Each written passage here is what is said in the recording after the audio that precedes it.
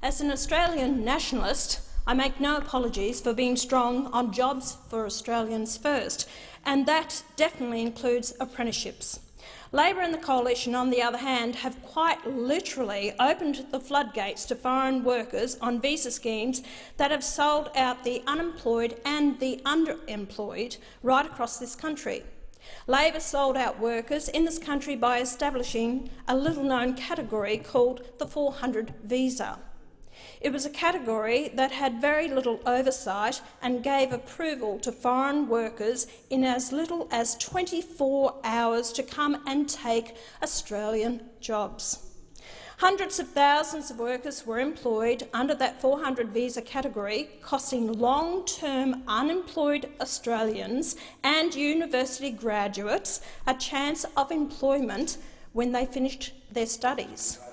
We've had the 457 visa program where, again, under Labor, the floodgates were opened to foreigners to come and take hundreds of thousands of Australian jobs.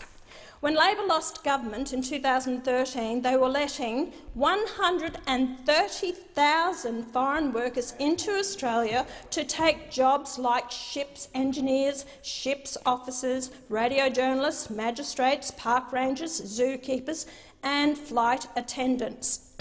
They are just some of the jobs Labor had allowed to go to foreigners. Thankfully, the number of foreign workers on the 457 visa program dropped by 60,000 last year, and One Nation were largely responsible for the cut to over 200 of those job categories, some of them I mentioned before.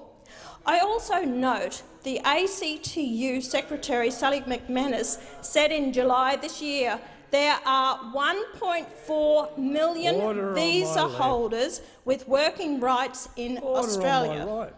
That's disgusting.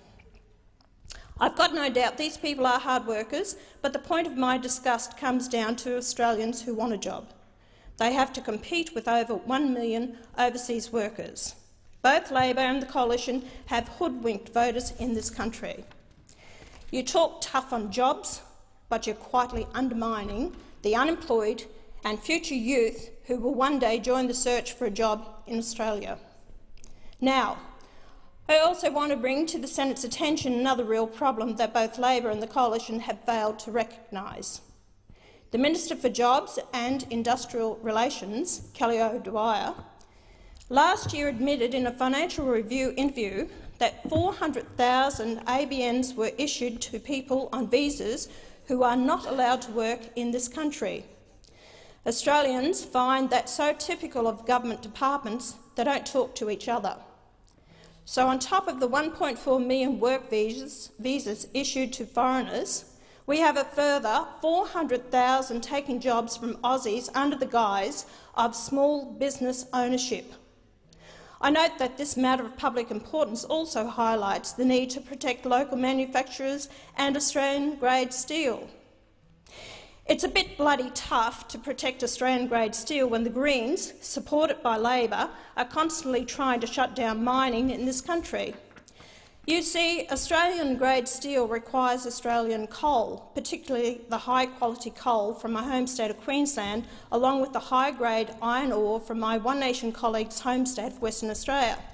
When I stayed in camp with 800 miners in Moranbah only a few weeks ago, I learned that the majority of central Queensland coal mines are producing coking coal, which is one of two key ingredients for Australian-grade steel. Australian coking coal is mixed with Western Australian iron ore to form the best steel in the world. That's why we're exporting these two commodities to countries like China, Japan, Korea and Taiwan. They want their bridges and buildings to stand the test of time. But if the Greens and Labor team up again at this next election, with their mutual preference deals, we'll be thrust back to building straw and mud homes. The key to using Australian-grade steel and protecting local manufacturers is to stop demonising coal and other mining throughout this country. And Mr Cameron's approach to my policy on getting apprenticeships in this country is more that I've done for the young youth of this nation in apprenticeship schemes than what Labor have ever done. And if it means that in rural and regional areas gets a chance to get their youth to get into apprenticeship schemes, then so be it. If you want to refer to it as sucking up— Senator Kettle. Thank you very much, and Mr Acting Deputy President.